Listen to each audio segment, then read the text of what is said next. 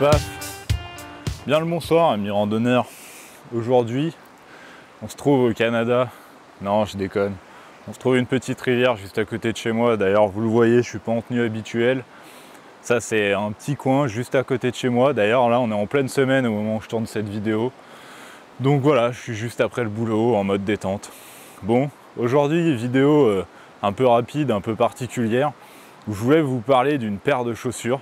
Alors, malheureusement, c'est pas celle que j'ai là. Je les ai oubliées, je voulais vous les montrer, donc je vais vous mettre de jolis plans caméra où vous allez les voir. Donc le sujet du jour, ça va être sur les chaussures de randonnée. C'est important de bien choisir une paire adaptée à sa morphologie, à sa pratique. Par contre, ce que je vois un peu souvent en ce moment, enfin même régulièrement, c'est qu'il y en a beaucoup qui pensent qu'une paire de chaussures, déjà il faut y mettre un prix excessif pour que ce soit performant et surtout, il faut la changer régulièrement. Alors oui et non. Typiquement, quand je suis parti faire le GR20, la première chose qu'on m'a dite, c'est achète une paire de chaussures neuves et à la fin de ton GR, ta paire, elle est morte, elle est foutue.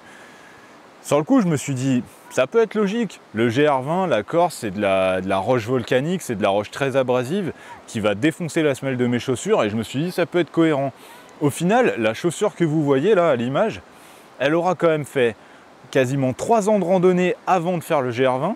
Elle aura fait le GR20 et là, bon, vous le constatez, elle est morte complet, mais parce qu'elle a fait 8 mois sur les chantiers. Je travaille sur les chantiers. Donc voilà, elle a été mise à très rude épreuve pendant quasiment 4 ans. Ce qui démontre bien qu'une paire de chaussures, elle peut aller au-delà de ce que tout le monde pense et surtout, il n'y a pas besoin des fois d'y mettre un prix faramineux. Alors, il y a beaucoup de gens qui parlent tout le temps d'une enseigne de sport très connue en France. Malheureusement, je rejoins quand même relativement ces avis-là. C'est très bien pour commencer, mais si vous voulez quelque chose d'un peu plus performant, il faut s'orienter vers d'autres marques. Il y a d'autres marques bien plus performantes avec des fois des différences de prix qui ne sont pas énormes. Sur les chaussures, il vaut mieux mettre entre 100 et 300 euros. Maintenant, si vous randonnez un petit peu, vous n'avez pas besoin de mettre 300 euros dans une paire de chaussures. Moi, la paire de chaussures que je vous présente, à l'époque, bon après avec l'inflation, ça a peut-être changé, je vous afficherai les prix en temps réel, mais en tout cas à l'époque, moi je l'avais payé 80 euros neuve. Bon, c'était une promotion d'un magasin, mais je l'avais payé 80 euros neuve. Récemment, j'ai racheté la même, mais la nouvelle version, je les ai payés 150 euros de souvenir. Donc voilà, ce qui démontre qu'on n'a pas besoin de mettre un budget de dingue, et surtout, il faut arrêter avec cette société de consommation à outrance et des fois il vaut mieux réparer, réutiliser, réemployer des objets ou les détourner de façon intelligente. C'est pareil en ce moment, il y a beaucoup de gens qui parlent de l'ultralight et dans l'ultralight, je serai amené aussi à vous donner quelques petites combines parce que moi le premier j'essaie d'économiser mon dos et on peut faire de beaux efforts sur le poids sans partir sur des tentes à plus de 1000 euros, sans partir sur du matos très très cher. Voilà. Bon, comme d'hab, hein, vous le constatez, là la météo elle est parfaite parce qu'on est en pleine période caniculaire, je suis au bord de la rivière, il fait doux, il fait frais, c'est très agréable.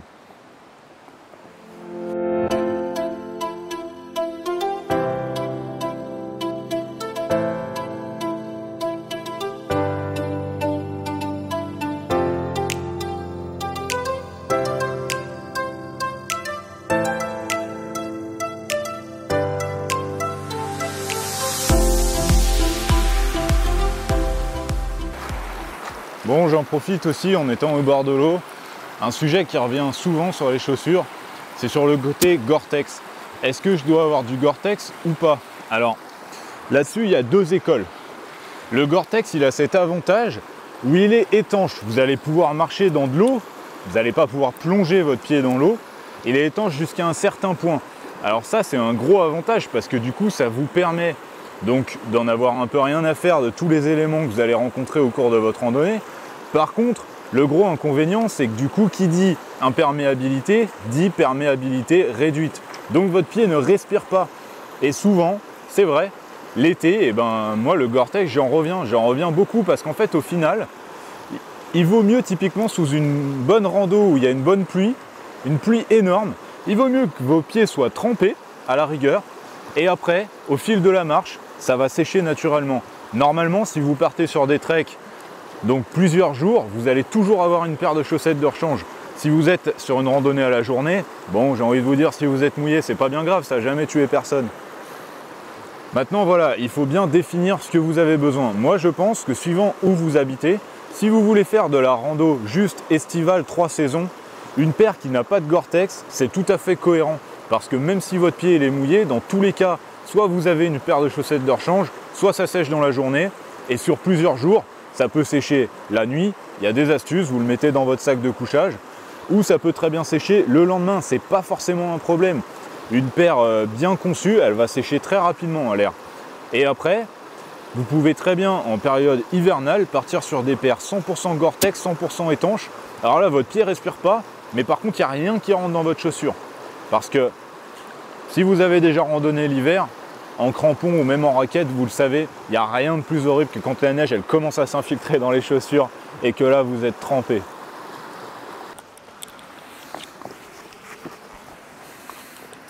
Et enfin, j'en profite pour un dernier point, que pareil, la question revient souvent, la pointure. Alors, personnellement, chose du 45, la pointure, c'est vraiment très aléatoire. Il y a certaines marques chez qui du 45 va me tailler parfaitement. Chez Merrill, c'est exactement le cas. Et il y a d'autres marques, par exemple chez Asolo, où j'avais été obligé de prendre des pointures intermédiaires, 45,5, 46, ça dépend. On a tous et toutes une morphologie différente. Vous allez avoir des personnes où les pieds vont gonfler avec la chaleur, d'autres où ils vont avoir un pied plus large, un pied moins large, etc. C'est important de bien choisir sa pointure. Pour ça, malheureusement, il n'y a qu'une solution et en fait, heureusement, parce que du coup, ça fait marcher le commerce de proximité, vous allez dans une boutique spécialisée, vous testez vos chaussures et s'il vous plaît, achetez-les sur place. On vous rend un service, rendez un service en échange. Par la suite, si vous savez la pointure et la marque de chaussures qui vous va, commandez-les sur internet au pire. Bien souvent, les gens quand ils commencent, ils posent plein de questions. Quelle paire de chaussures je dois choisir, quelle marque, quel budget, etc. Au final, il n'y a pas de réponse adaptée à cette question parce que moi, une paire qui me va, elle ne vous ira sûrement pas. Et à l'inverse, une paire plébiscitée par tout le monde, moi, ne va pas m'aller. Je pense par exemple aux Raptor, qui sont très connus, qui ne me vont pas et qui ne me correspondent pas. Voilà, une paire de chaussures, c'est propre à chaque être humain. Un autre point essentiel aussi, c'est les semelles. Beaucoup de gens négligent les semelles. C'est important, je trouve, d'avoir des semelles orthopédiques. Alors ça, c'est un avis purement personnel, mais en tout cas, depuis que je randonne avec des semelles orthopédiques, j'ai quand même enlevé sacrément les douleurs aux genoux, les douleurs à la plante des pieds, et surtout, je sens beaucoup moins le terrain, c'est beaucoup plus adapté. Et quand on y réfléchit bien, au final, on en revient à ce que je vous disais juste avant. On a tous et toutes une morphologie différente, au même titre qu'on ne met pas tous les mêmes tailles de vêtements, et ben on a tous un pied qui est complètement différent, et avoir une chaussure et une semelle adaptées à sa morphologie, il n'y a rien de mieux. Et en randonnée, il y a deux équipements qui vont vous suivre de partout. C'est votre sac à dos, parce que c'est lui qui va porter tout ce que vous avez besoin d'emmener, et c'est vos chaussures, c'est elles qui sont en contact avec le sol, et c'est elles qui vont vous faire parcourir des milliers de kilomètres. Alors des pratiques de marche, il y en a plein. Il y a des gens qui marchent pieds nus, il y a des gens qui marchent en sandales, il y en a qui marchent en chaussures de trail, il y en a qui marchent en chaussures montantes. Ça encore une fois, chaussures basses, chaussures mid, sandales, pieds nus.